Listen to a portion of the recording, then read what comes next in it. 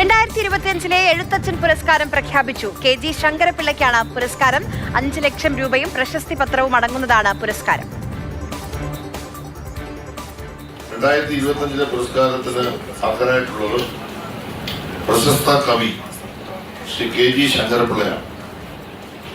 ആധുനിക മലയാള കവിതയിലെ നവഭാവത്വത്തിന്റെ ശീഘ്രഗതിയിൽ നിന്ന പ്രതിഭയാണ് KG ശങ്കരപിള്ള. ഇന്ത്യൻ ദേശീയതയുടെ സവിശേഷമായ സംക്രമണ ഘട്ടത്തിൽ തീർത്തും വ്യത്യസ്തമായ ശൈലിയും ആഖ്യാന ഘടനയുമായി അദ്ദേഹം രംഗപ്രവേശനം ചെയ്തു.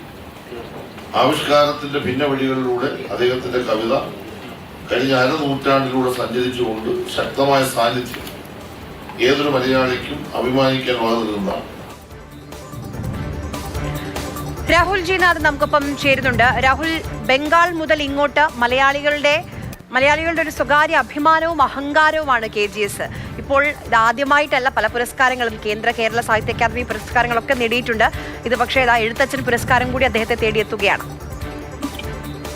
അതെ, അങ്ങനെ തന്നെയാണ്. KG ശങ്കരപിള്ള എന്നാൽ ഈ കവിതയിൽ ആധുനിക ഭാവുകത്വം, ആധുനിക കാലത്ത് പോലും ആളുകൾക്ക് ആസ്വദിക്കാൻ കഴിയുന്ന കവിതകളെ അത്രമാത്രം ജനകീയമാക്കിയ എഴുത്തുകാരനാണ്, സാഹിത്യകാരനാണ്. അപ്പോൾ ആ സാഹിത്യകാരനെ ആദരിക്കുക എന്നത് സർക്കാരിനെ സംബന്ധിച്ച് അഭിമാനമാണെന്നാണ് മന്ത്രി ഈ വാർത്താ സമ്മേളനത്തിൽ പറഞ്ഞത്. എന്തായാലും ഈ 2025 എഴുത്തച്ഛൻ പുരസ്കാരം KGSനെ തേടിയെത്തുകയാണ്. NS മാധവനായിരുന്നു ജൂറി ചെയർമാൻ. NS മാധവന്റെ നേതൃത്വത്തിലുള്ള ജൂറിയാണ് അദ്ദേഹത്തെ ഈ പുരസ്കാരത്തിന് തിരഞ്ഞെടുത്തത്. എന്തായാലും ഏറ്റവും പ്രധാനമായി ജൂറിയും ചൂണ്ടിക്കാട്ടിയ കാര്യം അത് തന്നെയാണ്.